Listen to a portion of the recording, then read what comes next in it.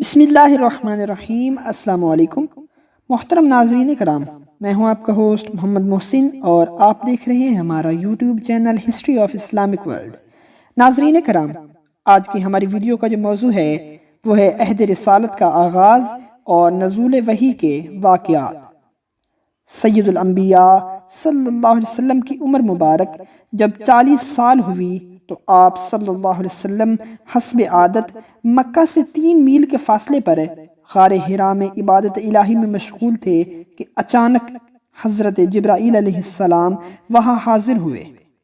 یہ رمضان المبارک کا مہینہ تھا جس میں اللہ تعالیٰ کے حکم سے حضرت جبرائیل علیہ السلام بصورت بشر یعنی انسانی شکل میں پہلی وحی لے کر حاضر ہوئے اور کہا کہ پڑھیے، اقرأ بسم ربک الذی خلق خلق الانسان من علق اقرأ وربک الاکرم الذی علم بالقلم علم الانسان ما لم یعلم۔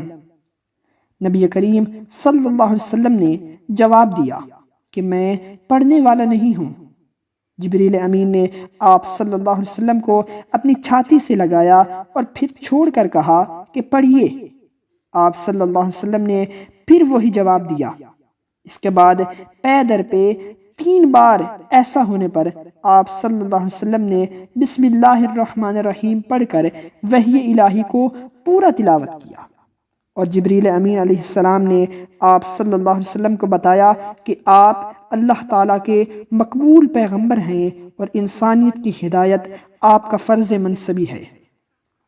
حضرت جبرائیل علیہ السلام کے نبی کریم صلی اللہ علیہ وسلم کو سینے سے لگانے کے بعد آپ صلی اللہ علیہ وسلم کا سینہ مبارک علوم ظاہری اور علوم باطنی کا مرکز بن گیا۔ اس کے بعد جب نبی کریم صلی اللہ علیہ وسلم اپنے گھر تشریف لائے تو حضرت خدیجہ رضی اللہ تعالی عنہ سے فرمایا کہ مجھے سردی لگ رہی ہے، کچھ اوڑھا دو۔ جب نبی کریم صلی اللہ علیہ وسلم کی طبیعت مبارک بہتر ہوئی تو آپ صلی اللہ علیہ وسلم نے حضرت خدیجہ کو سارا واقعہ بیان کیا اور فرمایا کہ مجھے اپنی جان کا اندیشہ ہو رہا ہے۔ اس پر حضرت خدیجہ رضی اللہ تعالی عنہ نے آپ صلی اللہ علیہ وسلم کو تسلی دیتے ہوئے عرض کیا کہ آپ یتیم بچوں پر ترس کھانے والے ہیں، آپ بیوہ عورتوں پر رحم فرمانے والے ہیں، آپ ہمیشہ سچ بولنے والے اور تمام پاکیزہ خصائل کے مالک ہیں۔ آپ کی مہمان نوازی اور غربا پروری ضرور اچھا نتیجہ دکھائے گی، بس آپ ہرگز خوف نہ کیجیے، آپ کا رب آپ کا ساتھ ضرور دے گا۔ ناظرین کرام، حضرت خدیجہ یہ سارا واقعہ سننے کے بعد اپنے چچا زاد بھائی ورقہ بن نوفل کے پاس گئیں اور سارا واقعہ ان کو جا کر بیان کر دیا۔ چونکہ ورقہ بن نوفل یہودیت اور نصرانیت کے بہت بڑے عالم تھے، اس لیے یہ واقعہ سنتے ہی وہ پکار اٹھے، قدوس قدوس۔ اس کے بعد کہنے لگے کہ یہ وہی جبرائیل فرشتہ ہے جو حضرت موسیٰ علیہ السلام کے پاس آتا جاتا تھا۔ سید الانبیاء صلی اللہ علیہ وسلم کی عادت کریمہ یہ تھی کہ جب بھی عبادت الہی سے فارغ ہوتے تو غریبوں میں صدقہ و خیرات کرتے اور بیت اللہ کا 7 مرتبہ طواف کرتے۔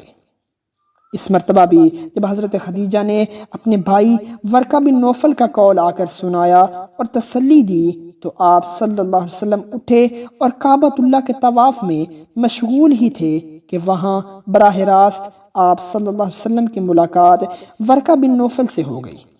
انہوں نے دوبارہ وہ سارا واقعہ آپ صلی اللہ علیہ وسلم کی زبانی سنا تو آپ کے سر مبارک پر بوسہ دیا اور عرض کرنے لگے، اے محمد صلی اللہ علیہ وسلم، گھبرائیے نہیں، آپ کو نبوت کا تاج پہنا دیا گیا ہے۔ آپ ہی وہ آخری نبی ہیں جن کی بشارتیں آسمانی کتابیں دیتی آ رہی ہیں۔ آپ کو یاد رکھنا چاہیے کہ وہ زمانہ بھی آنے والا ہے کہ آپ کی قوم آپ کی مخالفت کرے گی، آپ کو ستائے گی اور آپ کی دشمن بن کر بالآخر آپ کو جلا وطن کر دے گی۔ اگر میں اس وقت تک زندہ رہا تو دل و جان سے آپ کی مدد کر کے اپنے لیے عزت حاصل کروں گا۔ افسوس کہ اس کے چند دن بعد ہی ورقہ بن نوفل کا انتقال ہو گیا۔ کچھ دن بعد جب آپ صلی اللہ علیہ وسلم دوبارہ غار حرا میں تشریف لے گئے تو غیب سے آواز آئی، اے محمد صلی اللہ علیہ وسلم، آپ اللہ تعالیٰ کے سچے رسول ہیں اور میں جبرائیل فرشتہ ہوں۔ ایک عجیب الخلقت بڑا جسم اپنے بازو پھیلائے ہوئے آسمان کے دونوں کنارے گھیرے ہوئے کھڑا تھا۔ یہ حضرت سیدنا جبرائیل علیہ السلام تھے۔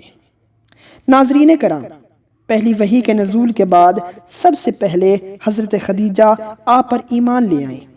سید الانبیاء صلی اللہ علیہ وسلم کئی دن تک عبادت الہی اور طواف بیت اللہ میں مشغول رہتے۔ اسی دوران کچھ عرصہ کے لیے وحی کا سلسلہ اچانک رک گیا، جس کی وجہ سے آپ صلی اللہ علیہ وسلم پر غم کی سی کیفیت طاری رہتی۔ بالآخر چند روز گزرنے کے بعد سورہ مدثر، پھر سورہ فاتحہ اور پھر سورہ مزمل کا نزول ہوا، اور اس کے بعد متواتر قرآن مجید کا نزول شروع ہو گیا۔ سیدنا رسول کریم صلی اللہ علیہ وسلم نے دل و جان سے تبلیغ دین کا کام شروع کیا۔ چنانچہ اللہ تعالیٰ کے فضل سے ابتدائی ایام میں ہی 10 سے 12 آدمی دائرہ اسلام میں داخل ہو گئے۔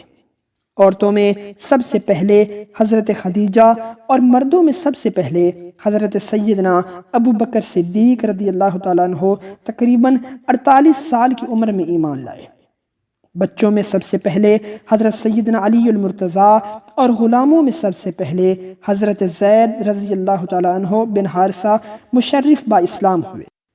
سیدنا ابو بکر صدیق ایک مدبر، فہیم، ذہین اور دور اندیشی میں شہرۂ آفاق تھے۔ جب ان کے ایمان لانے کی خبر قریش میں پھیلی تو ہر طرف ایک شور مچ گیا اور جگہ جگہ دین اسلام کے سر عام چرچے ہونے لگے۔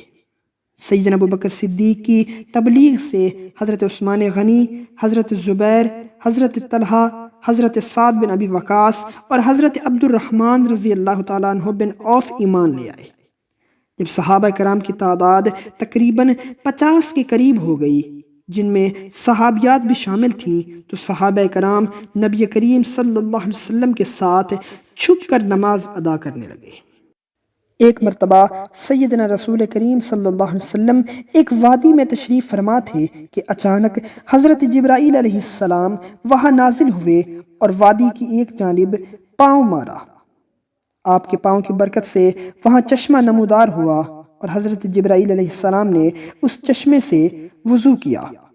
اس کے بعد نبی کریم علیہ السلام جو حضرت جبرائیل علیہ السلام کو وضو کرتے دیکھ رہے تھے، آپ صلی اللہ علیہ وسلم نے بھی ویسے ہی وضو فرمایا اور جبرائیل امین علیہ السلام کی اقتداء میں نماز ادا فرمائی۔ پہلے دن 5 نمازیں ابتدائی اوقات میں ادا کی گئیں۔ دوسرے دن بھی جبریل امین ایسے ہی حاضر ہوئے اور تمام نمازیں آخری اوقات میں ادا کر کے عرض کرنے لگے: اے اللہ کے نبی صلی اللہ علیہ وسلم، نمازوں کے اوقات ان 2 وقتوں کے درمیان ہیں جو آپ صلی اللہ علیہ وسلم نے 2 دن میں دیکھے ہیں۔